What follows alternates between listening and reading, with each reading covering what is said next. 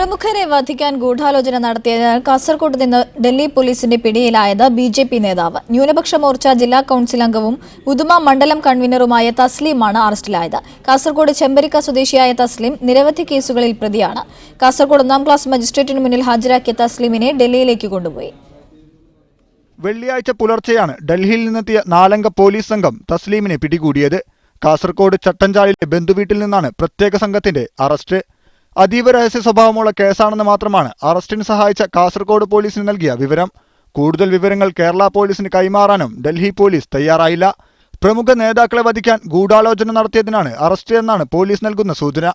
ഇന്ത്യയിലെയും ദുബായിലെയും രഹസ്യാന്വേഷണ വിഭാഗങ്ങളുടെ വിവരദാതാവായി പ്രവർത്തിക്കുന്ന തസ്ലീം നിരവധി കേസുകളിൽ പ്രതിയാണ്.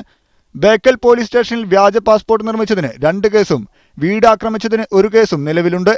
തീവ്രവാദ ബന്ധമുണ്ടെന്ന് സംശയിച്ച് മുമ്പും തസ്ലീമിനെ IB കസ്റ്റഡിയിലെടുത്തിട്ടുണ്ട്. പോലീസിന്റെ ഇൻഫോർമർ എന്ന പേരിൽ വ്യവസായികളെ ഭീഷണിപ്പെടുത്തി പണം തട്ടിയെന്നും ആരോപണമുണ്ട്.